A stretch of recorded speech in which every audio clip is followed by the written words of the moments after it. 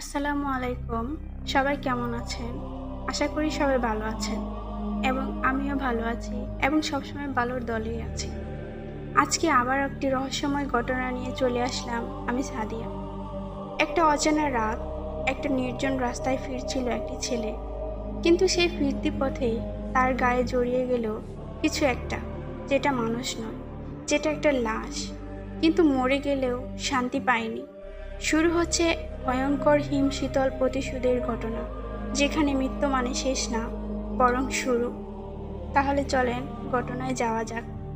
সময়টা সন্ধ্যার পর, আকাশে লালচে আভা, গোধূলির আলো ধীরে ধীরে মিলিয়ে যাচ্ছে অন্ধকারে।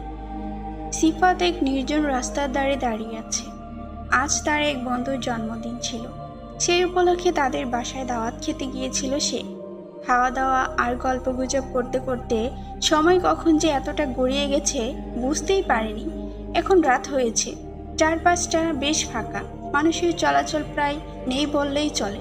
শহরের কোলাহল থেকে অনেক দূরে একটা গ্রামীণ অঞ্চলের শেষ মাথার মতো জায়গা।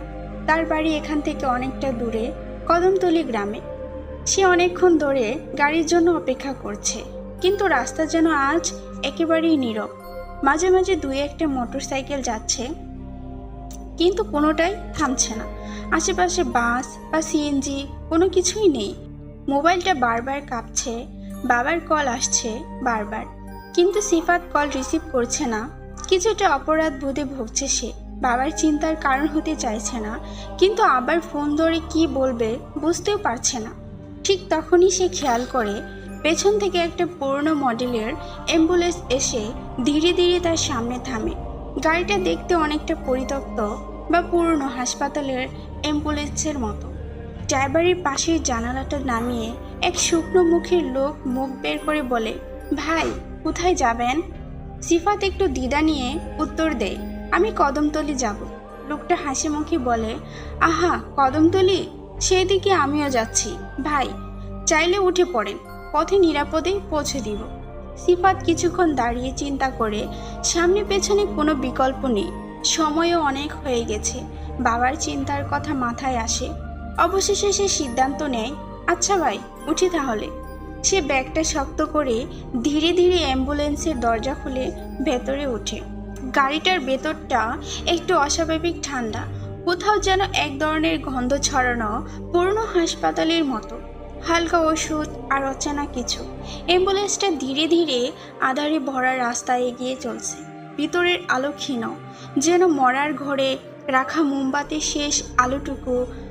গাড়ির ভেতরে হালকা ওষুধের গন্ধের সঙ্গে মিশে আছে একটা পুরনো স্যাঁতসেঁতে গন্ধ, যেটা সিফাতের মনে এক অজানা অস্বস্তি তৈরি করেছে।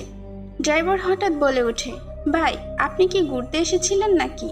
সিফাত একটু থমকে যায়, তারপর সংক্ষেপে বলে, জন্মদিনে গেছিলাম এক বন্ধুর বাসায়। ড্রাইভার যেন কথার ভেতর ঢুকতে চায়, একটু হেসে বলে, বুঝছি বুঝছি, শহরে বন্ধুদের জন্মদিন মানেই তো খাওয়া দাওয়া, গল্পগুজব, তাই না ভাই? সিফাত কিছু বলে না। সে চুপ করে গাড়ির জানালা দিয়ে বাইরের অন্ধকার দেখতে থাকে। তো ড্রাইভার থেমে থাকে না, আবার বলে, আপনার বাড়ি কদমতলী তো? ওইদিকে এখন কি অবস্থা? আগের মতো শান্তশিষ্ট তো? সিফাত বিরক্ত হলেও ভদ্রতা করে উত্তর দেয়, হ্যাঁ, মোটামুটি, খুব একটা বদলায়নি। গাড়ির ভেতর নীরবতা তৈরি হয় আবার। হঠাৎ ড্রাইভার তার শার্টের পকেট থেকে একটা সিগারেট বের করে জ্বালায়, শব্দ করে একটা টান দেয়, তারপর জানালার ফাঁক দিয়ে বাইরে ধোঁয়া ছাড়ে। সে সিফাতের দিকে একবার তাকিয়ে দেখে নেয় সিফাত কিছু বলে কিনা, কিন্তু সিফাত চুপচাপ। একটা দুইটা গাড়ি পাশ কাটিয়ে যায়, এরপর ফের ফাঁকা রাস্তা, চারপাশে ঘুটঘুটে অন্ধকার, মাঝে মাঝে দূরের গাছে বাতাসে পাতার নড়াচড়া। সিফাত এবার নিজেই মুখ খোলে, ভাই, আপনার নামটা কি? ড্রাইভার চোখে মুখে অদ্ভুত হাসি এনে বলে, আমার নাম নাসির, সবাই আমাকে নাসির ভাই বলেই ডাকে। আপনি কোথায় যাবেন? আমার বাড়ি বহরমপুর, তবে এখন শহরের কাছেই এক জায়গায় থাকি, মর্গের পাশে। অ্যাম্বুলেন্স চালাই তো, তাই ওই দিকে সুবিধা হয়। সিফাত এবার একটু কৌতূহল নিয়ে বলে, আপনি বিবাহিত? নাসির হালকা হাসে, হ্যাঁ ভাই, একসময় ছিলাম, বউ ছিল, একটা ছোট ছেলেও ছিল, কিন্তু সময় সব কিছু কেড়ে নেয়। সিফাত জিজ্ঞেস করে, মানে? নাসির একটু চুপ করে থাকে, তারপর বলে, দুর্ঘটনায় মারা গেছে তারা, সেই থেকে আমি একাই অ্যাম্বুলেন্স চালাই, রাতভর শহরের রাস্তায় ঘুরি, কোথাও স্থির থাকি না। সিফাত এবার আরেকটা প্রশ্ন করি, এই কাজটা করেছেন কতদিন ধরে? নাসির জবাব দেয়, প্রায় 10 বছর তো হবেই। শুরুটা করেছিলাম সরকারি হাসপাতালের অ্যাম্বুলেন্স চালিয়ে, এখন বেসরকারি। মাঝে মাঝে পুরনো লাশও নিতে হয় এক জায়গা থেকে আরেক জায়গায়। সিফাত একটু শিউরে ওঠে, তারপর জিজ্ঞেস করে, আচ্ছা, আপনি যে এত রাতেও লাশ বহন করেন, ভয় করে না আপনার? নাসির এবার চোখ সরু করে জানালার বাইরে তাকিয়ে বলে, ভাই, শুরুতে ভয় করতো, কিন্তু এখন তো ওরাই আপন। লাশ কথা বলে না ঠিকই, কিন্তু খুব চুপচাপ থাকে, আর লাশ তো বেঁচে থাকা মানুষের থেকে অনেক ভালো। খানিক বাদে গাড়ির ভেতরে অদ্ভুত নীরবতা নেমে আসে। হঠাৎ একটা ঠান্ডা হাওয়া ঢুকে পড়ে জানালার ফাঁক দিয়ে। সিফাতের গা শিরশির করে উঠে। ঠিক তখনই গাড়ির পেছন থেকে একটা মৃদু শব্দ আসে। সিফাত চমকে গাড়ির পেছনের দিকে তাকায়। আলো কম, কিছু স্পষ্ট দেখা যায় না। সে ধীরে ধীরে বলে ওঠে, পেছনে কিছু আছে নাকি? নাসির ধীরে ধীরে মাথা ঘোরায়, হাসি মুখে বলে, ওহ, ওটা কিছু না ভাই, আজ সকালে একটা কাজ ছিল হাসপাতালের, হয়তো কিছু সরানো হয়নি এখনো, সেটাই শব্দ হচ্ছে। কিন্তু সিফাতের মনে হচ্ছে শব্দটা যেন ধীরে ধীরে বাড়ছে ও তাদের দিকে আসছে। তারপর গাড়ির ভেতর থমথমে নীরবতা। সিফাত চুপচাপ বসে আছে জানালার কাছে, কপাল ঠেকিয়ে বাইরের অন্ধকারে তাকিয়ে আছে। ড্রাইভার নাসির এক মনে স্টিয়ারিং ঘোরাচ্ছে, মাঝে মাঝে হালকা সুরে নিজের মনে একটা গানের কলি গুনগুন করছে। হঠাৎ আকাশে মেঘের গর্জন শোনা যায়, বিদ্যুৎ চমকে চারপাশ এক মুহূর্তের জন্য আলোকিত হয়ে ওঠে। তারপরই শুরু হলো প্রবল বৃষ্টি। নাসির একটু হেডলাইট বাড়িয়ে চালাতে লাগলো। রাস্তার পাশে গাছপালা ঘেরা জায়গা, একপাশে ঘন জঙ্গল। হঠাৎ গাড়িটা থামিয়ে নাসির জানায়, ভাই, সামনে জ্বর হইতেছে দেখি, জ্বরের মধ্যে এই জঙ্গল পাড়ি দেওয়ান ঠিক হইব না, চলেন এইখানে একটু দাঁড়ায় থাকি, জ্বর থামলে আগায় যাইব। সিফাত সম্মতি দেয় মাথা নেড়ে। বাইরের বৃষ্টির শব্দ গাড়ির ছাদে টিনের মতো পড়ছে, মাঝে মাঝে মেঘের গর্জনে ভেতরটা কেঁপে উঠছে। কিছুক্ষণ চুপচাপ থাকার পর সিফাত মুখ খুলে, আচ্ছা নাসির ভাই, আপনি তো অনেক দিন ধরে অ্যাম্বুলেন্স চালাচ্ছেন, কখনো কি কোনো কিছুতে ভয় পেয়েছেন বা কিছু অদ্ভুত ঘটনার সম্মুখীন হয়েছেন? নাসির প্রথমে কোনো উত্তর দেয় না, তারপর ধীরে ধীরে গিয়ার লিভারে হাত রেখে জানালার বাইরে তাকিয়ে হালকা গলায় বলে, ভাই, একবার হয়েছিল একটা ঘটনা যা আমি এই জীবনেও ভুলি নাই। সিফাত এবার আরেকটু আগ্রহী হয়, কি হয়েছিল বলবেন? নাসির এবার গলায় স্বর পাল্টায়, গলায় চাপা কাঁপুনি। নাসির বলে, বুঝলেন ভাই, সেই বছরটা ছিল 2013 সাল। তখনও আমি সরকারি হসপিটালের অ্যাম্বুলেন্স চালাই। হঠাৎ একদিন ফোন আইলো, একটা লাশ নিতে হইব রহমতপুর থেইকা। কইল মেয়ে মানুষ, নাম লতিফা। আমি গাড়ি লইয়া গেলাম, রাত 1টার সময় লাশ তুইলে নিয়া চলা শুরু করলাম। তখনকার সময় রাস্তা এমন আছিল না ভাই, অর্ধেক কাঁচা, চারপাশে ধোয়া কুয়াশা, আর আমি একা, কেউ আছিল না গাড়ির ভেতরে, শুধু আমি আর পেছনের লাশ। চলতেছি, হঠাৎ গাড়ির মধ্যে ঠান্ডা ঠান্ডা লাগে। আমি ভেবেছিলাম কিচ্ছু না, জানালা বোধ হয় খোলা, কিন্তু ভাই, তখনই দেখি ড্রাইভিং সিটের পেছন থেকে কেউ আমার ঘাড়ের কাছে নিঃশ্বাস ফেলতেছে, ঠিক যেন কেউ কানে কানে ফিসফিস করে কইতেছে, আমি যাইমো না। আমি তো থমকাইয়া গেলাম, পেছনে তাকাইতে গিয়া সাহস হইতেছিল না, তবুও সাহস কইরা একটু তাকাইলাম। পেছনের সিটে দেখি কেউ বসা, সাদা কাপড়ে, চুল ঝইরা পড়তেছে কপালের উপর, আর গলা থাইকা রক্ত পড়তেছে। আমি তো থমকিয়া গেলাম, পেছনে তাকাইতে গিয়া সাহস হইতেছিল না, তবু সাহস করে একটু তাকাইলাম। পেছনের সিটে দেখি কেউ বসা, সাদা কাপড়ে চুল ঝইরা পড়তেছে কপালের উপর, আর গলা থেকে রক্ত পড়তেছে। আমি সাথে সাথে গাড়ি থামায় লাফ দিয়ে বাইর হইয়া গেলাম। তখন বৃষ্টি পড়তেছিল। গাড়ির লাইটে দেখলাম পেছনের সিট খালি। কিন্তু জানেন ভাই, যখন আবার গাড়িতে উঠলাম, লাশের কাপড়ে ভেজা চুলের মতো কিছু পড়ছিল, আর লাশটা যেখানে আছিল সেটা একটু একটু নাড়া দিতেছিল। আমি এই জীবনে আর কিছুতে ভয় পায় নাই, কিন্তু ওই দিন ভাই সত্যি কইতেছি মনে হয়েছিল জান বাইর কইরা ফালাই দিব। নাসির চুপ করে যায়। গাড়ির বাইরে এখনো ঝড় চলছে, বিদ্যুৎ চমকাচ্ছে। সিফাত এবার নিঃশ্বাস নিতে ভুলে গেছে যেন, তার গা কাঁপছে ঠান্ডা ও ভয় মিলিয়ে। তখনই আবার সেই শব্দটা, এইবার শব্দটা আরো পরিষ্কার, আরো কাছে। সিফাত ধীরে ধীরে পেছনে তাকায়। আলো কম, কিন্তু জানালার কাছে যেন ভেজা হাতের ছাপ। নাসির এবার মুখে এক অদ্ভুত হাসি টেনে বলে, শুনেছি এই রাস্তায় অনেক কিছুই ঘটে, তয় এরপর আমার সাথে আর কিছু ঘটেনি। বৃষ্টির পানিতে ভেজা জানালার হাতের ছাপটা ধীরে ধীরে মিলিয়ে গেল। বিদ্যুতের ঝলকে আর একবার ঝলকে উঠল নাসিরের মুখ, সেই একই অদ্ভুত হাসি তার ঠোঁটে। সিফাত সাহস করে বলে ওঠে, আপনি আপনি কি দেখছেন ওইটা? নাসির ধীরে ধীরে মাথা নাড়ায়। কিছুই না ভাই, অনেক সময় মনে ভয় কাজ করে তো। ঝড়টা ধীরে ধীরে থেমে এসেছে, আকাশে এখনো মাঝে মাঝে বিদ্যুৎ চমকাচ্ছে, কিন্তু বৃষ্টি প্রায় নেই বললেই চলে। গাড়ির সামনের কাছে এক ফোঁটা পানি ধীরে ধীরে গড়িয়ে পড়ে। নাসির গাড়ির ইঞ্জিন স্টার্ট দেয়। গাড়ির শব্দ একরকম স্বস্তি এনে দেয় দুজনের মাঝে। রাস্তায় আলো কম, দূরের গাছপালা অন্ধকারে ডুবে আছে। গাড়ি ধীরে ধীরে এগোতে থাকে। সিফাত একটু গলা খাকড়ি দিয়ে বলে, ভাই আপনি কি এখনো ভয় পান ওই ঘটনার পর? নাসির হেসে ওঠে, ভয়? অত কিছুর পর আর ভয় থাকলে তো বাঁচা দায়। তবে একা থাকলে মাঝে মধ্যে মনে হয় কেউ পেছন থেকে তাকিয়ে আছে। সিফাত চুপ করে থাকে কিছুক্ষণ, তারপর হঠাৎই প্রসঙ্গ ঘুরিয়ে জিজ্ঞেস করে, ভাই আচ্ছা আপনি কি আর বিয়ে করবেন না? নাসির এবার খোলা গলায় হাসে, এটাও এক রহস্য ভাই, তবে আপাতত একজনের লগে সম্পর্ক চলতেছে। সিফাতে একটু কৌতূহলী হয়, মানে মাইয়াকে আগেও কি বিয়ে হয়েছিল ওর? নাসির মাথা নাড়ে, চোখে এক ধরনের প্রশান্তি। হ্যাঁ, মেয়েটার একটা সংসার ছিল, স্বামী মারা গেছে কয়েক বছর আগে। তবু মেয়েটা অনেক শক্ত মনের। আমি তার সাথে অনেক কিছু শেয়ার করি। আমিও ওরে বিয়ে করতে চাই। সিফাত জিজ্ঞেস করে, আপনার পরিবার মানে ওর আগের সংসার নিয়ে কিছু বলে না? নাসির গভীরভাবে বলে, ভাই সুখ পাইলে মানুষ অত ইতিহাস দেখে না। ওরে দেখলে মনে হয় ওর লগে জীবনটা নতুন করে শুরু করা যায়, এরকম শান্তি লাগে। ঠিক তখন তাদের গাড়িটা একটু পুরনো ব্রিজ পার হচ্ছে। চারদিকে আবার নীরবতা, বাতাস থেমে আছে, কিন্তু সেই নীরবতায় যেন অজানা শব্দ মিশে আছে। সিফাত বলে, ভাই জানেন, আমি কখনো ভাবিনি এইরকম অদ্ভুত এক সফরে আপনার জীবন গল্প শুনব।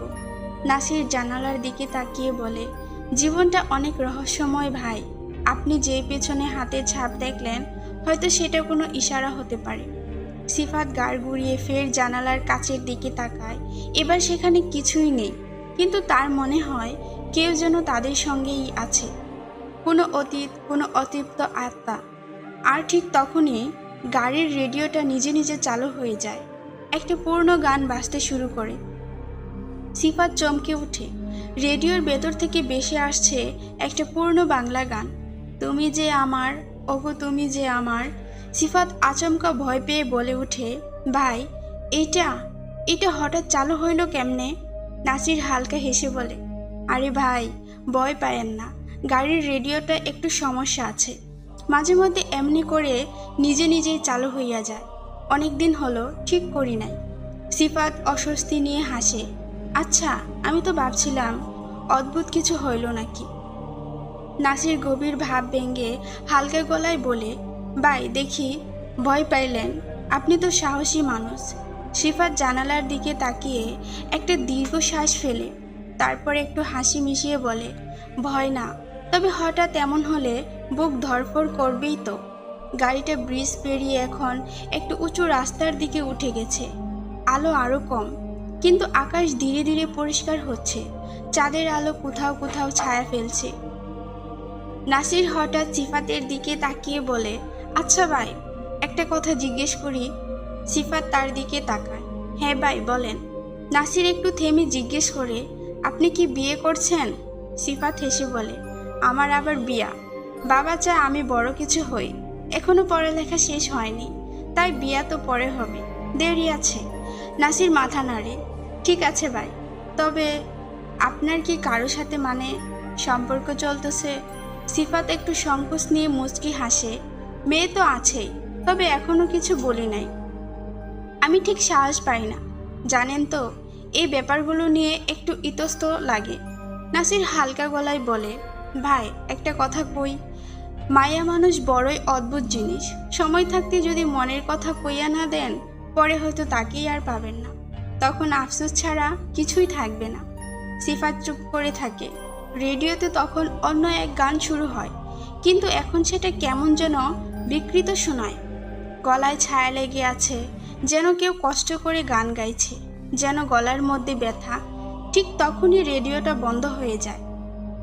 খানিক বাদেই গাড়ির ভেতর নিঃশব্দতা নেমে আসে, কিন্তু সেই নীরবতা ভেঙে যায় সিফাতের বিস্মিত কণ্ঠে।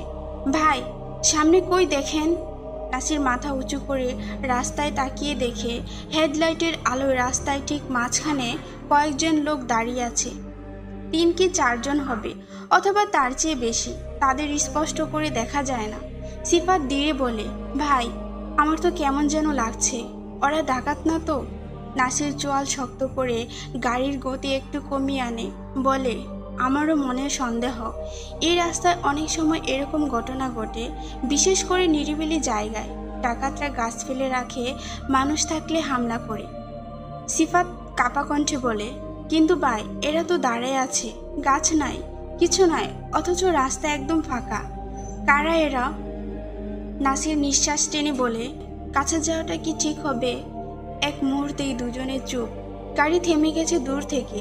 সিফাত জানালার ফাঁক দিয়ে তাকিয়ে বলে, আপনি এখানেই গাড়ি থামান, সামনে না গিয়া আগে দেখি দূর থেকে কিছু বোঝা যায় কিনা। নাসির হালকা করে হেডলাইট জ্বালিয়ে রেখে গাড়ির দরজা খুলে বাইরে উচ্চস্বরে ডাকে, ভাই আপনারা কারা? এভাবে রাস্তায় দাঁড়ায় আছেন কেন? লোকগুলো একটু নড়ে ওঠে।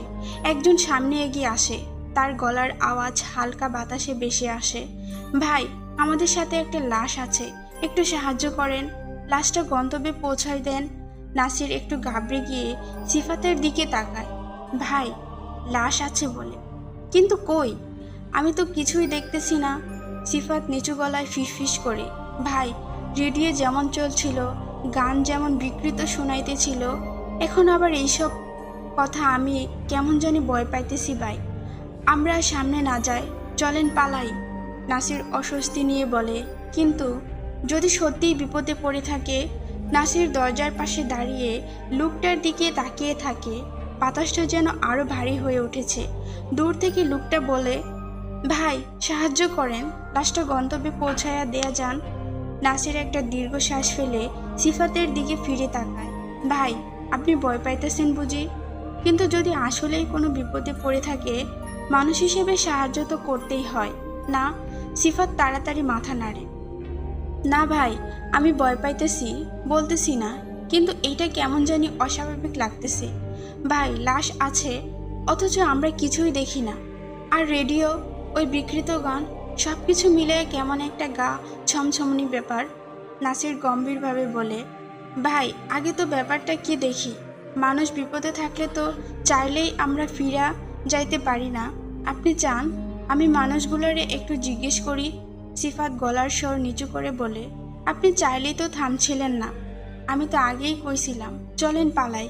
এখন ওই লোকগুলোর সামনে ডাকা আপনার ঠিক হইল? নাসির ঠোঁট কামড়ে ধরে কিছু বলে না। সে আবার গাড়ি থেকে নামার চেষ্টা করে। সিফাত তাড়াতাড়ি দরজা আঁকড়ে ধরে, নাসির ভাই যায়েন না প্লিজ, কিছু একটা ঠিক না এখানে। আপনি যদি যান আমি গাড়ির ভিতরেই থাকুন, কিন্তু যাব না। নাসির একটু বিরক্ত স্বরে বলে, ভাই ভয় করতেছে বুঝি?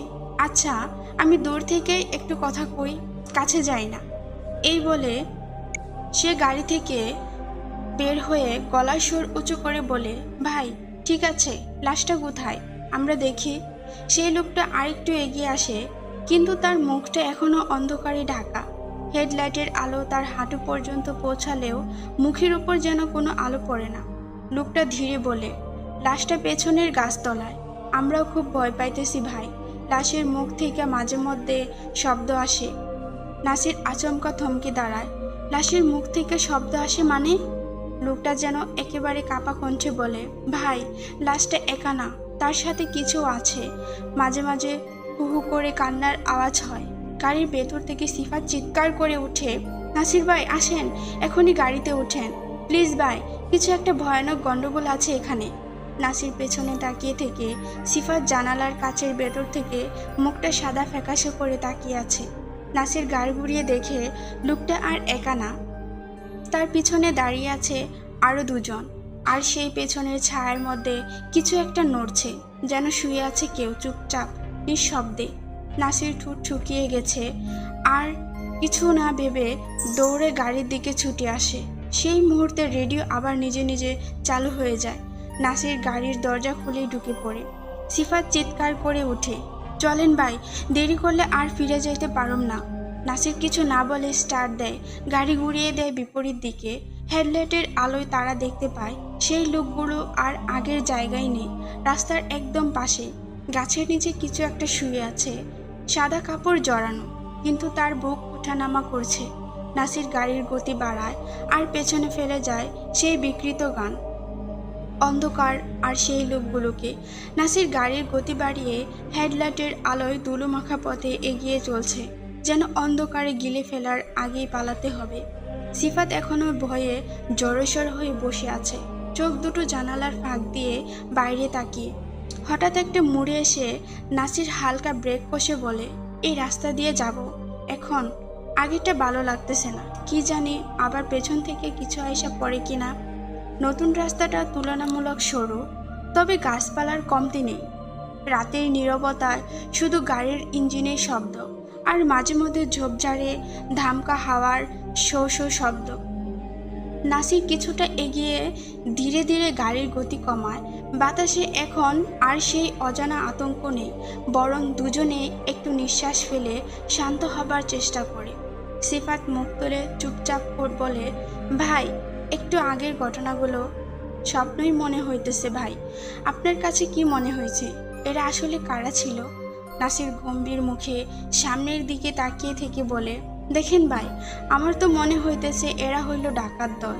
এমনিতে এইসব জায়গায় রাত্রিরে অনেক ফাঁকা থাকে, গাড়ি থামায় ভয় দেখায়, তারপর সুযোগ মতো হামলা করে। আরে ভাই, আশেপাশে কোনো লাশও তো দেখি নাই, খালি কাহিনী আর ছায়া দেখাইল। সিফাত হালকা নিঃশ্বাস ছেড়ে বলে, আপনি লোকগুলোর কথা না শুনে গাড়ি ঘুরাইয়া দারুণ কাম করছেন। ওদের কাছাকাছি গেলে হয়তো আমরাই লাশ হইয়া পড়ে থাকতাম রে ভাই। নাসির হাসার চেষ্টা করে, কিন্তু মুখে হাসি আসে না। এখনো তার চোখ মাঝে মাঝে রিয়ার ভিউ মিররে চলে যায়, পেছনে কিছু আছে কিনা সেটা নিশ্চিত হতে যাচ্ছে। একটু নীরবতা কাটিয়ে সিফাত বলে, কিন্তু ভাই, শেষ দিকে যে সাদা কাপড়ে মোড়া জিনিসটা দেখলাম, তার বুক তো ওঠানামা করতেছিল, ওটা কি তবে মানুষ ছিল? নাসির এবার একটু থমকে গিয়ে বলে, মানুষ হলে ওভাবে নিঃশব্দে শুয়ে থাকতো না। আর বুক ওঠানামা, হয়তো বাতাসে কাপড় নড়ছিল, বা সে আর কিছু বলতে পারে না। সিফাত ধীরে ধীরে গলার স্বর নামিয়ে ফিস ফিস করে বলে, হয়তো আমরা ওদের যেটা ভাবতেছি ওরা আসলে ওইটা না, হয়তো তারা মানুষই ছিল না। গাড়ির ভেতর হঠাৎ করে আবার সেই অচেনা বিকৃত গানের সুর ভেসে আসে। নাসির আর দেরি করে না, হাত বাড়িয়ে রেডিওটা ছেটে বন্ধ করে দেয়। তারপর নাসির গাড়ির গতি কিছুটা বাড়িয়ে সামনে এগিয়ে যায়। চারপাশে গা ছমছমে নিস্তব্ধতা, শুধু গাড়ির হেডলাইটের আলোয় সামনের পথটুকু দেখা যায়। হঠাৎ দূরে কিছু মানুষের অবয়ব চোখে পড়ে। রাস্তার একপাশে কয়েকজন নারী পুরুষ দাঁড়িয়ে আছে, কারো পরনে সাদা শাড়ি, কারো গায়ে লুঙ্গি, মোজা, মাথায় গামছা। তারা হাত উঁচিয়ে গাড়ি থামানোর ইশারা করছে। সিফাত জানালার কাচ নামিয়ে ফিস ফিস করে বলে, ভাই, ওরা হাত নাড়াচ্ছে কেন? কিছু বলতেছে মনে হয়। নাসির গাড়ির গতি কমিয়ে আনতে আনতে বলে, আরে ভাই, ওই দিকে ভালো করে তাকান, এদের পাশে একটা কাঠের খাটিয়া রাখা আছে। আরে ওটার ওপর তো সাদা কাপড়ে মোড়ানো লাশ, সাদা কাপড় দিয়া পেঁচানো। সিফাত আতঙ্কিত কণ্ঠে বলে, ভাই, আজ না নিলে হয় না? আমার এইসব ভালো লাগতেছে না, বুক দরফর করে। কেমনি কি ভাই, কেমনি কি? গাড়ি থামানোর আগেই এক বৃদ্ধা ছুটে এসে জানালার পাশে দাঁড়ায়, কণ্ঠ ভার করা গলায় বলে, বাবা, একটু সাহায্য করেন, আমরা দূরের গ্রামের মানুষ, আমাদের এক আত্মীয় মারা গেছে, তারে নিয়ে ফিরতাছি, কিন্তু রাত্রিরে কোনো গাড়ি পাই না। আপনাকেও গাড়ি দেখে একটু ভরসা পাইছি, একটুর জন্য সাহায্য করেন বাবা। নাসির এবার বাইরে নেমে আসে। আলো ফেলে ভালো করে দেখে খাটিয়ায় সত্যিই কাপড়ে মোড়া এক মৃতদেহ। চারপাশে দাঁড়িয়ে থাকা মানুষগুলো ক্লান্ত, কেমন যেন অজানা চোখে দাঁড়িয়ে আছে। নাসির ইতস্ত করে বলে, আপনারা কোথায় যাবেন? একজন মধ্যবয়সী পুরুষ উত্তর দিল, এই লাশটা আমরা পাশের গায়ে নিতে চাচ্ছি। রায়ের তীরে কোনো ব্যবস্থা নাই, গাড়িও পাই না, আপনি যদি একটু দয়া করেন। সিফাত গাড়ি থেকে নেমে নাসিরকে টেনে নিয়ে গিয়ে উঁচু স্বরে বলে, ভাই কিছু তো ঠিকঠাক লাগতেছে না। এত রাইতে এত মানুষ, একটা লাশ, আর এতক্ষণে আশেপাশে আর কিছুই নাই। আমার তো এদের দেখে গায়ের লোক মনে হইতেছে না। নাসির বলে, আমারও একটু অস্বস্তি লাগতেছে, কিন্তু মানুষ বিপদে পড়লে তো সাহায্য করতেই হয়। তবে একটা অজানা ভয় তাদের বুক চেপে ধরে রেখেছে। হঠাৎ করে সে বৃদ্ধা মহিলা আবার বলে ওঠে, বাবা দেরি হইতেছে, ওর আত্মা শান্তি পাইব না যদি সময় মতো দাফন না হয়। ও খুব ভালো মানুষ আসিল, খুব কষ্ট পাইয়া গেছে। নাসির কেমন একটা ঘোরের মধ্যে পড়ে গেল। হাত দিয়ে চোখ কষলে গলার স্বর কাঁপছে। ঠিক আছে, উঠান, লাশটা পেছনের সিটে রাখেন। আপনারা কেউ কেউ উঠেন, বাকিরা পেছনের পথ ধরেন, আমি ওই দিকেই যাইতেছি। সিফাত হতবাক হয়ে বলে, ভাই আপনি কি কইতেছেন? লাশের সাথে এইভাবে যাইবেন? আমি তো থাকি না, আমি নামতেছি গাড়ি থেকে। নাসির চুপ করে থাকে। পেছনের সিটে দুই পুরুষ মিলে লাশটা উঠিয়ে রাখে। সাথে উঠে পড়ে এক নারী আর পুরুষ। গাড়ির ভেতর আবার সেই অচেনা গানের সুর বাজতে শুরু করে, ধীরে ধীরে বিকৃতভাবে। সিফাত হঠাৎ রেগে যায়, ভাই রেডিওটা অফ করেন। গাড়ির পেছনের লম্বা সিটে তখন সাদা কাপড়ে মোড়ানো লাশটা পড়ে আছে। পাশে বসা লোকগুলোর মুখগুলো যেন ধূসর, কারো চোখে স্পষ্ট আলো নেই। নিঃশব্দে বসে আছে তারা। কেমন ঠান্ডা একটা শীতলতা ছড়িয়ে পড়ছে গাড়ির ভেতর। সামনের সিটে বসে থাকা সিফাত মুখ কালো করে রাগে ফুঁসছে, মিয়া আপনাকে এত করে বললাম আজ লাশ নিয়ে যায়েন না, কে শুনে কার কথা? নাসির এক হাত স্টিয়ারিংয়ে, অন্য হাত জানালার পাশে রেখে ধীর স্বরে বলে, ভাই আপনার কথা বুঝি না তা না, কিন্তু ভাবেন তো আমি যদি এখন এই লোকগুলোর সাহায্য না করি, মানবতা কই থাকবো? বাড়িতে তো মা বাবা না খেয়ে বসে আছে, রাইতে লাশ নিলে ভাড়া ডাবল। এটা জানেনই তো, বেচারা মানুষগুলো বিপদে পড়ছে, আমি কি করে না করি? সিফাত চোখ বন্ধ করে মাথা নাড়ে, বুঝছি ভাই বুঝছি, কিন্তু এই লাশটা, এই লোকগুলো, কিছু তো ঠিকঠাক লাগতেছে না আমার। নাসির এবার চুপ মেরে যায়। গাড়ির গতি বাড়তে থাকে ধীরে ধীরে। মাথার উপর পুরনো রেডিওটা আবার হঠাৎ বিকৃত সুরে আওয়াজ করতে থাকে। সিফাত এবার ক্ষেপে ওঠে, ভাই রেডিওটা অফ করেন, কইলাম না? এই গানটা কই থেকে বাজে? আগেই কইছিলাম, আমার গা ছমছম করে এই আওয়াজ শুনলে। নাসির আপন মনে গাড়ি চালিয়ে যাচ্ছে। গাড়ির ভেতর এক অদ্ভুত নীরবতা। কেবল মাঝে মাঝে বিকৃত রেডিও সুর যেন নিঃশব্দকে আরো গভীর করে তোলে। সিফাত চুপচাপ বসে জানালার বাইরে তাকিয়ে আছে। অন্ধকারে কিছু বোঝা যায় না। তার মনেও এখন কেবল একটাই চিন্তা, ভালোই ভালোই বাড়ি পৌঁছালেই হলো। সামনে চাঁদের আলো ফিকে, রাস্তার দুপাশে গা ছমছম করা নির্জনতা। হঠাৎ ধপ করে একটা আওয়াজ, একটা প্রচণ্ড ঝাঁকুনিতে গাড়িটি লাফিয়ে ওঠে, যেন কিছু ভারী কিছুতে ধাক্কা খেয়েছে। নাসির দ্রুত ব্রেক বসে, এটা আবার কি হইল? সে হকচকিয়ে উঠে গাড়ি থামায়। সে গাড়ি থেকে নামতে চাইলে সিফাত চিন্তিত স্বরে বলে ওঠে, ভাই এটা কিসের ঝাঁকি ছিল? আর এই সময় আপনি গাড়ি থেকে নামতেছেন? এই সময় গাড়ি থেকে নামাটা কি ঠিক হইবে? নাসির আধা দরজা খুলে পেছনের অন্ধকারে তাকিয়ে বলে, দেখতে তো হইবই, রাস্তা ফাঁকা, যদি গাড়ির নিচে কিছু আটকা পড়ে আরও বিপদ হইব। আপনি গাড়িতে থাকেন, আমি দেখি। সে দরজা খুলে গাড়ি থেকে নেমে পড়ে এক পা দুপা করে অন্ধকারের দিকে এগোয়। চারপাশে নীরবতা, গা ছমছম করা শীতল বাতাস বইছে। গাড়ির পেছন দিকে গিয়ে সে হালকা করে জিনিসপত্র ও চাকার নিচে দেখে। তখন হঠাৎ সে খেয়াল করে গাড়ির পেছনের সিট যেখানটায় লাশ রাখা ছিল সেই দরজাটা খোলা। এটা কেমনে খুইলা গেল?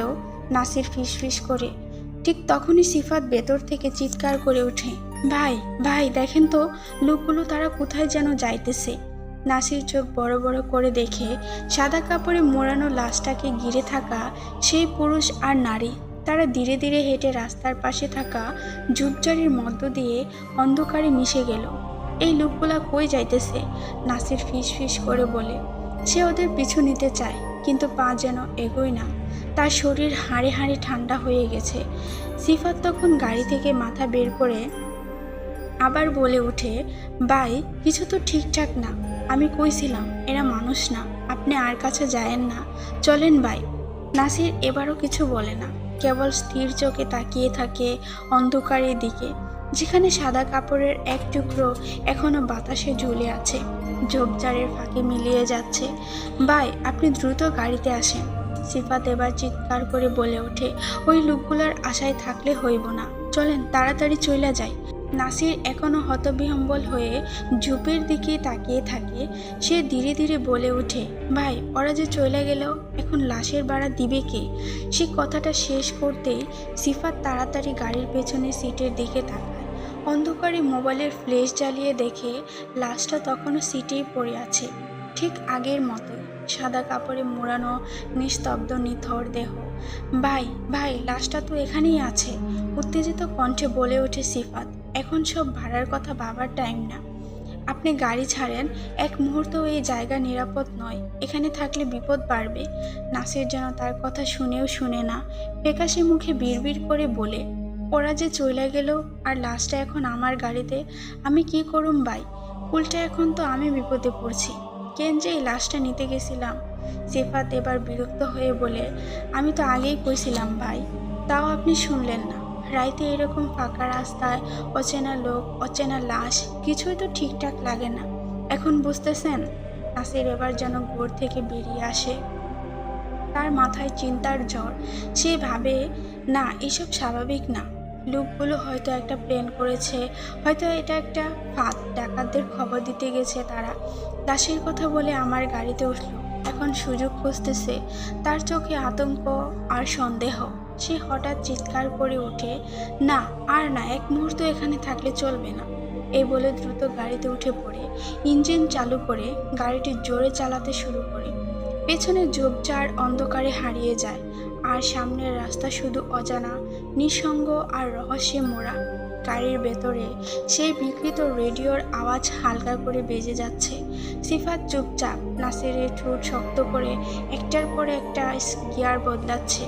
নাসির হঠাৎই কথা বলে, দেখেন সিফাত ভাই, এখন এই লাশের ঝামেলাটা আমার কাঁধে পড়ে গেল। লোকগুলা তো চলেই গেল, এখন লাশটা আমার গাড়িতে, আমি কি করবো এইটা লইয়া? উল্টা নিজের বিপদে ফেলাইছি।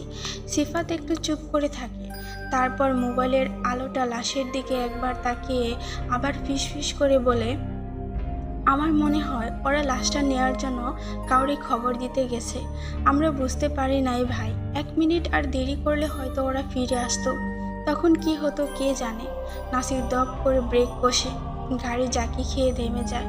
না ভাই আর না, আমি এই লাশ নিয়ে আর সেখানে যাবো না। আপনি আবার ওইখানে যাইতে কইতেছেন? আমি তো ভাবছিলাম একটু দয়া করে সাহায্য করুন, কিন্তু এখন বুঝতেছি নিজেরে ফাঁদে ফেলছি। সিফাত বলে, তাহলে বলেন ভাই, এই লাশটার কি হইবে? রাস্তায় তো ফেলে দিতে পারেন না, আর থানায় লইয়া গেলে ওরা তো উল্টা আপনাকেই জিজ্ঞাসাবাদ করবে। বলেন কি করবেন আপনি?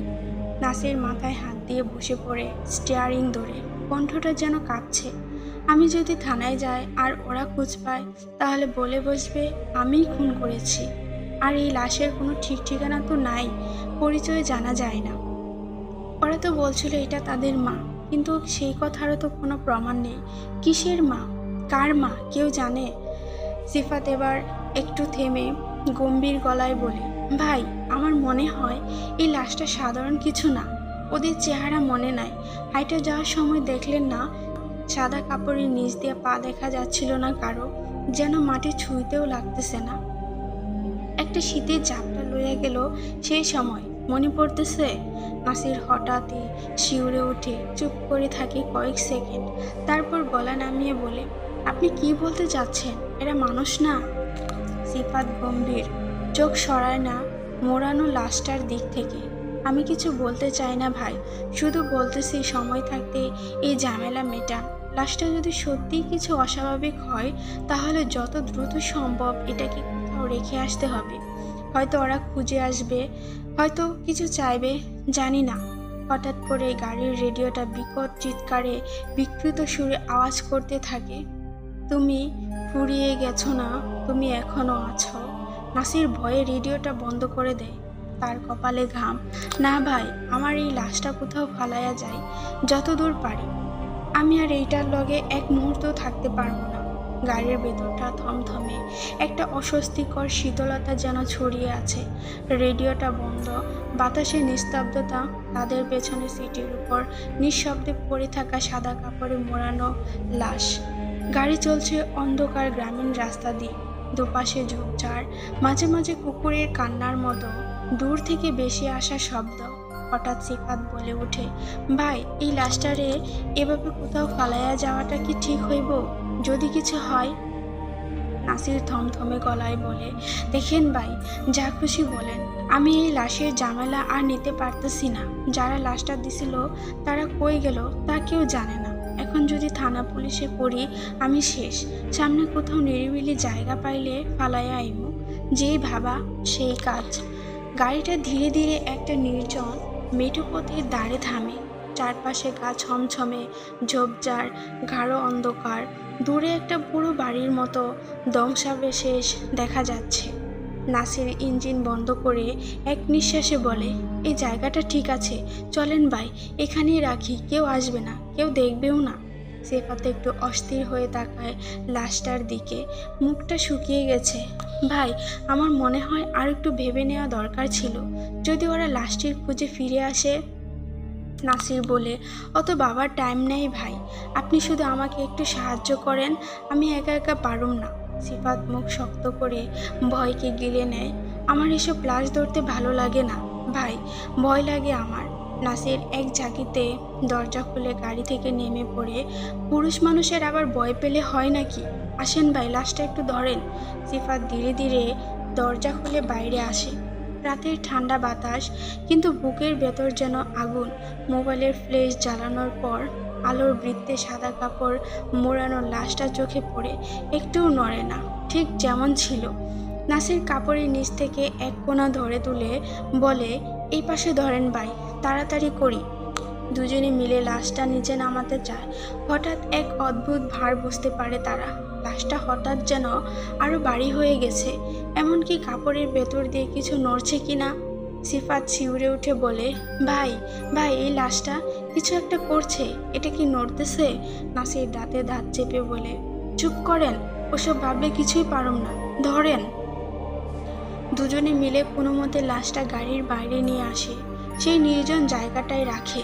জোপের পাশে একটি পুরনো কুয়ো আছে, তার ঠিক পাশেই লাশটা রাখার সিদ্ধান্ত নেয়। লাশটা মাটিতে রাখতেই হঠাৎ করে বাতাস যেন ভারী হয়ে ওঠে। গাছের পাতাগুলো সব অদ্ভুত শব্দে কাঁপতে থাকে। চারপাশে অদৃশ্য চাপা শব্দ, যেন কারো কান্না। সিফাত ফিসফিস করে বলে, ভাই, আমরা কি ভুল করছি? নাসির আর কিছু না বলে একবার ঝট করে পেছনে তাকায়, কিন্তু কেউ নেই। কেবল সাদা কাপড়ের একটা কোণা হাওয়ায় দুলছে, যেন ভেতরে কিছু নিঃশ্বাস নিচ্ছে। সেই মুহূর্তে হঠাৎ সাদা কাপড়ের নিচ থেকে ভেসে আসে একটা অশ্রাব্য চাপা গুঙ্গানির শব্দ। তারা খেয়াল করে দেখে সেখানে আসলে কোনো আওয়াজই আসছে না, এটা তাদের মনের ভুল। জোপের পাশে লাশটা রেখে এক মুহূর্ত দাঁড়িয়ে থাকে নাসির আর সিফাত। বাতাস তখনও ভারী, গাছের পাতায় অদ্ভুত কাঁপুনি, সাদা কাপড়টা যেন নিঃশ্বাস নিচ্ছে। নাসির বলে, চলেন ভাই, সময় নেই। সিফাত এক দৃষ্টিতে লাশটার দিকে তাকিয়ে থাকে। কাপড়ের নিচে কি যেন একটা নড়ছে, আবার যেন নাও নড়ছে। নাসির ধমক দেওয়ার মতো করে বলে, কি দেখতেছেন, চলেন গাড়িতে। দুজনে দৌড়ে গিয়ে গাড়িতে উঠে পড়ে। নাসির দরজা লাগিয়ে এক ঝটকায় ইঞ্জিন স্টার্ট দেয়। গাড়ি তখন বিকট শব্দ করে সামনের দিকে ছুটে যায়, যেন অজানা কিছু থেকে পালিয়ে বেড়াচ্ছে। সিফাত পাশে বসে কাপা গলায় বলে, ভাই, এই কাজটা করাটা কি ঠিক হয়েছে? নাসির বলে, ভাই, আমি কি মজা করছি নাকি? আমি গরিব মানুষ, একসময় আমি রিক্সা চালাইছিলাম, এখন ভাগ্যে একটা গাড়ি আইছে, সেইটাও ভাড়ার গাড়ি। লাশের এই ব্যাপারটি যদি পুলিশ জেনে যায়, যদি মামলা হয়, তাহলে না দোষ করেও জেল খাটতে হবে। আমি এসব পারুম না ভাই। সিফাত কাপা গলায় জিজ্ঞেস করে, তবে যারা লাশটা গাড়িতে তুলেছিল তারা কারা ছিল? তাদের কথায় এই কাজ করলাম আমরা। নাসির গাড়ির গতি আরেকটু বাড়িয়ে বলে, ওরা কারা তা জানি না, তবে কেন এই লাশের ঝামেলা কাঁধে নেব? আমি ভাবছিলাম মরা মানুষ আর কি, এখন বুঝতেছি এই লাশটা কিচ্ছু একটা ছিল। সিফাত চিৎকার করে ওঠে, ভাই থামেন, থামেন একবার, ওইখানে কিছু ছিল, আমি আমার চোখে দেখছি। নাসির থামে না, রাস্তা ফাঁকা, গাড়ি ছুটে চলে। অন্ধকার রাতের বুক চিরে তাদের পেছনে ঝোপের পাশে পড়ে থাকে সেই সাদা কাপড়ে মোড়ানো মৃতদেহটি। দুজনে লাশ নিয়ে অনেক কথা বলে। সিফাত বলে, ভাই জানেন, আমরা যদি এখন ওখানে ফিরে যাই, আমি বাজি ধরতে পারি হাজার খুঁজলেও ওই লাশটা আর পাইবেন না। আমার কাছে ওটাকে অদ্ভুত কিছু মনে হয়েছিল। নাসির একটু বিরক্তির সুরে বলে, ভাই আপনি হয়তো কইলেন না এই লাশ সেখানেই পড়ে আছে। আসলে ভাই, ওই লোকগুলার আমি তখনই সন্দেহ করছিলাম। ওদের চোখে একটা ভাব আসিল, কথা বলার ধরন, হাঁটার ভঙ্গি, কিছুই ঠিকঠাক মনে হয় নাই আমার। আপনি আমারে ভুল ভাবেন, কিন্তু ওরা আদৌ মানুষ ছিল কিনা আমি সেইটাই ভাবতেছিলাম। সিফাত গলা কাকড়ি দিয়ে ফিস ফিস করে বলে, তবে ভাই একটা জিনিস আমার মাথায় গেঁথে আছে। নাসির চুপ করে আছে। সিফাত বলে, ওরা যদি মানুষ না হইতো তাহলে লাশটারে কে গাড়িতে তুলে দিল? আর ভাই আমরা কিন্তু নিশ্চিত পুরো সময় জুড়ে লাশটা গাড়ির পেছনের সিটে ছিল, আমি তো চোখে দেখছি। নাসির এবার গম্ভীর হয়ে যায়, সে ধীরে ধীরে মাথা নাড়ে, তারপর বলে, ভাই আপনার কথা ঠিক। সিফাত এবার একটু উত্তেজিত হয়ে বলে, চলেন ভাই আমরা আরেকবার যাই ওই জায়গায়, আমি দেখতে চাই লাশটা এখনো আছে কিনা। নাসির চিৎকার করে উঠে, পাগল হয়েছেন নাকি? এখন আবার ওই দিকে যাবেন? মরতে চান নাকি? এখন আবার যাবেন? আমি কোনো মতেই ফিরতেছি না। সিফাত দাঁতে দাঁত চেপে বলে, আমি যাব, আপনি না যান, আমি একাই যাব। আমি দেখতে চাই ওইখানে কিছু আছে কিনা, নাকি সবই আমাদের কল্পনা। সড়ক তখন একদম ফাঁকা, চারপাশে নিস্তব্ধতা। সিফাত হঠাৎ বলে ওঠে, ভাই আমাকে এখানেই নামায়া দেন, আমি যাবো লাশের কাছে, আমি দেখতে চাই এখনো লাশটা পড়ে আছে কিনা। নাসির হঠাৎই ব্রেক কষে গাড়িটা দাঁড়িয়ে যায়। সে চোখ কুচকে সিফাতের দিকে তাকায়। আপনি আসলেই পাগল হইয়া গেছেন ভাই, কইলাম না এটা কোনো সাধারণ বিষয় না। যেভাবে লাশটা ফেলে আসলাম, ওখানে গেলে কিছু একটা হইবেই। ভাইরে, এটা যদি আসলেই লাশ হয় তবে ওরকম পড়ে থাকুক, আমাদের এত মাথা ব্যথা কেন?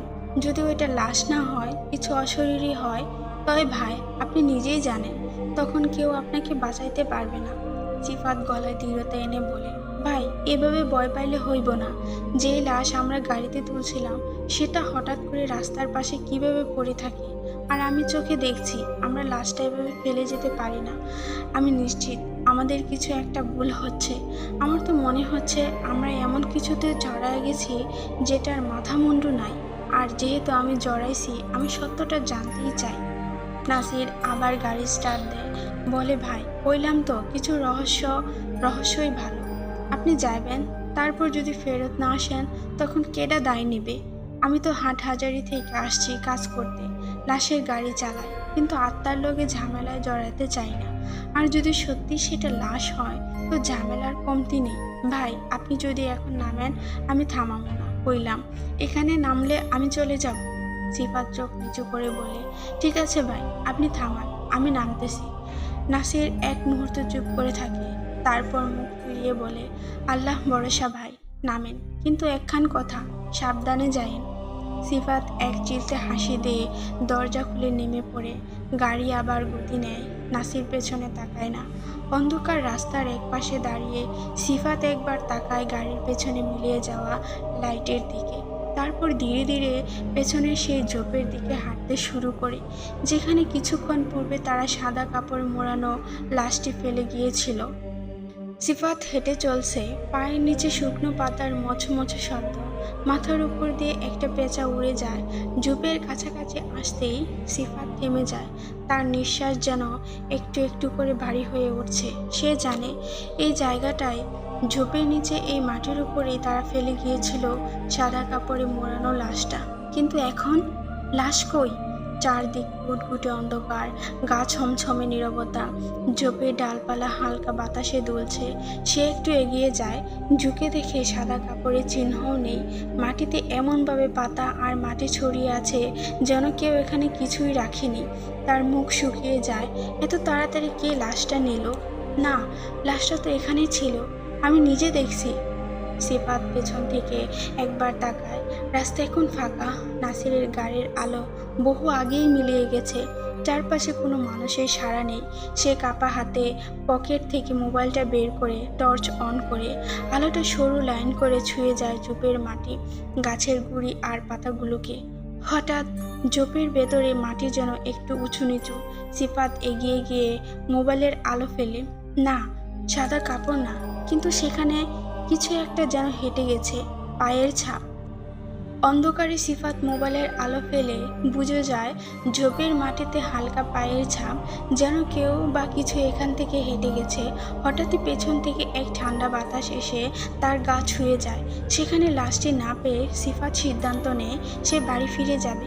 সে মোবাইলের টর্চ অন করে সামনের দিকে হাঁটতে থাকে। ঠিক তখনই ধূপ করে একটা আওয়াজ হয়। কোনো কিছুর সাথে হোঁচট খেয়ে সিফাত মুখ থুবড়ে পড়ে যায় মাটিতে। মোবাইলটা হাত থেকে ছিটকে কিছুটা দূরে পড়ে। সেদিকে আলো গিয়ে পড়ে পাশের গাছের গায়ে। সিফাত উঠে বসতেই তার চোখ আটকে যায় সেই গাছটায়। গাছের ডালে কিছু একটা ঝুলে আছে। একটু ভালো করে তাকাতেই সিফাত বুঝতে পারে সাদা কাপড়ে মোড়ানো কিছু একটা। বাতাসে কাপড়টা উড়ছে, কিন্তু পুরোটা এখন আর কাপড়ে ঢাকা নেই। কাপড়ের ভেতর থেকে বেরিয়ে আছে কুঁচকে যাওয়া এক জোড়া হাত। হাতগুলো যেন জড়সড় হয়ে জমে আছে, অথচ এখন একটু একটু করে নড়ছে।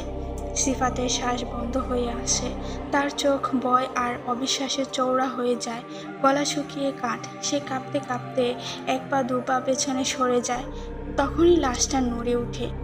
এক ঝটকায় যেন ঢাল ভেঙে পড়ে যায় নিচে, সোজা সিফাতের গায়ের উপর। সিফাত গলা ফাটিয়ে চিৎকার করে উঠে। ঠান্ডা জড়ানো একটা শরীর তার বুকের উপর। সে ধাক্কা দিয়ে লাশটাকে সরাতে যায়, কিন্তু শরীরটা এমনভাবে আঁকড়ে আছে যেন এটা কোনো লাশ না, বরং কিছু একটার দখলে থাকা শরীর। তখনই সেই সাদা কাপড়ের ফাঁক গলে এক জোড়া চোখ ধীরে ধীরে খোলে। একটা ভয়ঙ্কর কণ্ঠ ভেসে আসে তার কানে। তুই আসছিস, তোর জন্যই অপেক্ষা করছিলাম। সিফাত হঠাৎ বুঝতে পারে এই লাশটা কেবল একটা লাশ না, এটা কোনো কিছুর বাহক, হয়তো এমন কিছু যার খিদের শেষ নেই। ভয়ে আর আতঙ্কে সে এক প্রচণ্ড ধাক্কায় লাশটাকে সরিয়ে দিয়ে নিজেকে টেনে বের করার চেষ্টা করে। লাশটা সিফাতকে চেপে ধরে রেখেছে। তার কাঁধে গলায় বুকের চারপাশে ঠান্ডা শীতল এক যন্ত্রণার স্পর্শ। মনে হচ্ছে হাজার বছর ধরে কোনো কবরের নিচে পচে যাওয়া একটা শরীর এখন তার বুকের উপর জীবন্ত হয়ে উঠেছে। সে হাত পা ছুঁড়ে দস্তাদস্তি করছে, কিন্তু কোনো লাভ নেই। লাশটা অসম্ভব ভারী, অথচ এক অদ্ভুত শক্তি নিয়ে তাকে চেপে ধরেছে। সিফাত চিৎকার করে বলে, বাঁচাও, কে আছো, বাঁচাও। কিন্তু আশপাশে শুধু শুনশান নিস্তব্ধতা। গাছের পাতা হালকা করে দুলছে। সেই লাশের চোখ জ্বলে ওঠে অন্ধকারে লালচে আলোর মতো, জল জল করছে। ঠোঁটের ফাঁক করে এক ভয়ঙ্কর গন্ধ বেরিয়ে আসে। সিফাত মুখ ঘুরিয়ে নেয়। শ্বাস নিতে কষ্ট হচ্ছে তার। ভয়ে সে মনে মনে সৃষ্টিকর্তাকে ডাকতে থাকে, আল্লাহ, আল্লাহ, বাঁচান আমাকে, আমি ভুল করেছি, আমি বড় ভুল করেছি। নাসির ভাই ঠিক বলেছিল, আমি শুনি নাই। সিফাত কান্না করতে করতে থাকে। নাসির ড্রাইভারের সেই সতর্কতা মনে পড়ে যায়। যেভাবে লাশটা ফেলে আসলাম, ওইখানে গেলে কিছু একটা হইবই। ভাইরে, এটা যদি আসলে লাশ হয় তবে ওরকম পড়ে থাকো, আমাদের এত মাথা ব্যথা কেন? আর যদি ওইটা লাশ না হয়, কিছু অশরীরী হয়, তয় ভাই আপনি নিজেই জানেন, তখন কেউ আপনাকে বাঁচাইতে পারবে না। এসব কথা তার মনে পড়ে যায়। সিফাত তখন নাসিরের কথা শুনেনি। যদি শুনতো তাহলে এখন তার এই অবস্থা হতো না। সিফাত যখন লাশটির সাথে ধস্তাধস্তি করে মৃতপ্রায় ঠান্ডা লাশটার জন্য তাকে পিষে ফেলবে, শরীরে কোনো শক্তি নেই, শুধু চোখে পানি আর ঠোঁটে ফিসফিসে কান্না, বুকের উপর সেই অশরীরের ভার, কাঁধে জমে থাকা কবরের ঠান্ডা গামের মতো এক ধরনের মরা গন্ধ, সব মিলিয়ে দম বন্ধ হয়ে আসছে তার। কান্নার ফাঁকে তার চোখে পড়ল দূরে থেকে, অনেক দূরে থেকে গাছের ফাঁক দিয়ে একটা মৃদু আলোর রেখা তার দিকেই ছুটে আসছে। প্রথমে মনে হয়েছিল এও বুঝি মায়া, ভয়ের খেলা, কিন্তু না, ধীরে ধীরে আলোটা একটু স্পষ্ট, একটু জোরালো হয়ে উঠছে। এটা এটা তো গাড়ির আলো। সিফাত অস্পষ্ট গলায় বলে ওঠে, আলো, কেউ আসতেছে, বাঁচাও। সেই মুহূর্তেই লাশটা একটু কেঁপে ওঠে, যেন আলো তার জন্য বিষ। চোখের লাল আবার কিছুটা স্নান হয়, একটা গো গো শব্দ তুলে লাশটা পিছিয়ে যেতে চায়, কিন্তু আবার সিফাতের গলায় আঁকড়ে ধরে। সিফাত এরকম মরিয়া হয়ে ওঠে, এখন না পালাতে পারলে সব শেষ। আলোটা কাছে আসছে, গাড়ির ইঞ্জিনের শব্দ স্পষ্ট শোনা যাচ্ছে। আরে আরে, এটা তো নাসির ভাইয়ের গাড়ি। নাসির তখন গাড়ি চালাচ্ছে। নাসির এই সারা শরীর গামে ভিজে আছে। তাকে একা ফেলে যাওয়ার সময় তার মনে হচ্ছিল সিফাতকে ওখানে রেখে যাওয়াটা মারাত্মক ভুল ছিল। তার মাথায় বারবার ঘুরছিল লাশটার চোখ, যেভাবে সাদা কাপড়ে মোড়ানো ছিল, সেই নিঃশব্দ শরীরটা ঠিক যেন মানুষের ছিল না। সেখানে কিছু তো একটা আছে, নিজেই নিজেকে বলছিল সে। আমি সিফাত বাইরে একারাই খাইছি, কিন্তু আমি ফিরতাছি, কিছু হলে আমি দেখে যাবো, তাকে এভাবে একা ফেলে যেতে পারি না। গাড়ির আলো সমেত নাসির সেই ভয়ঙ্কর পরিস্থিতিতে সিফাতের কাছে ছুটে আসে। নাসির দেখতে পায় সিফাত মাটিতে পড়ে আছে, আর তার উপর ঝুঁকে আছে সেই সাদা কাপড় মোড়ানো ভয়ঙ্কর লাশটি। ইন্নানিল্লাহ বলে চিৎকার করে নাসির গাড়ির হেডলাইট পুরো শক্তিতে সেদিকে ফেলে, আর তখনই লাশটা গর্জন করে উঠে একটা বিকট চিৎকারে। সেই গর্জনে চারপাশ কেঁপে ওঠে, গাছে থাকা পাখিরা উড়ে পালায়। সাদা কাপড়ের ফাঁকে তার মুখের অর্ধেক খুলে যাচ্ছে প্রায়। কোনো জীবন্ত মানুষ নয়, বরং কোনো শতাব্দী প্রাচীন অভিশপ্ত আত্মা। সেই আলোতে লাশটা কুঁকড়ে যায়, কিছুক্ষণ পর হঠাৎ মাটির নিচে গড়িয়ে যায়, যেন মাটি তাকে টেনে নিচ্ছে। সিফাত তখন মাটিতে পড়ে কাঁদছে, চোখে পানি, মুখে মাটি, কিন্তু সে বুঝতে পারে সে বেঁচে গেছে।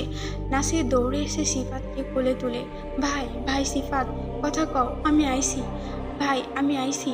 সিফাত কাঁদতে কাঁদতে বলে, ভাই, আমি আর কোনোদিন এরকম কিছুতে যাবো না। আমি বিশ্বাস করছি ভাই, ওটা মানুষ না ছিল, ওটা ওটা একটা অশরীরী। নাসির শক্ত সিফাতকে জড়িয়ে ধরে তার গলার সরে দৃঢ়তা, চলেন ভাই, এক মুহূর্ত আর এখানে থাকা যাবে না, এই জায়গাটা ভালো না। আমি আগেই কইছিলাম, যেভাবে লাশটা ফালাইছি ওখানে গেলে কিছু একটা হইবেই। পেছনে সেই লাশটা হামাগুড়ি দিয়ে তাদের পেছনে ছুটে আসছে। নাসির বলে, ভাই দ্রুত গাড়িতে উঠুন। সিফাত নাসিরের কাঁধে ভর করে অনেক কষ্টে গাড়িতে চড়ে বসে। নাসির দ্রুত গাড়ির দরজা লাগিয়ে দেয়, এক মুহূর্ত দেরি না করে গাড়ি স্টার্ট দেয়। গাড়ির হেডলাইটের আলোতে অন্ধকার অনেকটাই কেটে যায়। গাড়ির চাকার ঘর্ষণে ধুলা উঠতে থাকে। পেছনে পড়ে থাকে সেই অভিশপ্ত লাশ, যেটার মুখ আধা খোলা, গলা থেকে অদ্ভুত গুনগানির শব্দ শোনা যাচ্ছে। সিফাত ভয়ার্ত কাঁপা কাঁপা গলায় বলে, ভাই দরজা লাগাইছেন তো? নাসির জানে এই মুহূর্তে আপনি নিরাপদ আছেন। ভাই দরজা লাগানো আছে, আপনি দোয়া পড়েন। নাসির গাড়ি চালানোর সময় বারবার পেছনের আয়নায় তাকায়। একবার তার কাছে মনে হয় কোনো সাদা ছায়া যেন পথ ধরে দৌড়াচ্ছে, কিন্তু পরক্ষণে অদৃশ্য হয়ে যায়। তারা ঠিক ভোর রাতে গ্রামে পৌঁছায়। সিফাতের মা দৌড়ে আসে ছেলের অবস্থা দেখে, ভয় পেয়ে যায়। সিফাতের গায়ে মাটি লেগে আছে আর চোখে ভয়। সিফাতের গায়ে প্রচণ্ড জ্বর আসে, শরীর কাঁপে, ঘুমে চিৎকার করে ওঠে বারবার, আমারে ছাড়, আমি ওখানে যাবো না, আমি কসম করছি আর কোনো ভুল করুম না, এসব বলে বারবার প্রলাপ বকতে থাকে। পরদিন দুপুরে সিফাতকে এক পরিচিত হুজুরের কাছে নিয়ে যাওয়া হয়। হুজুর চোখ বন্ধ করে কোরআনের কিছু আয়াত পাঠ করেন। তারপর সিফাতের কাঁপতে থাকা হাতটি ধরে জিজ্ঞেস করে, তুমি কি লাশটা খেয়াল করছিলা?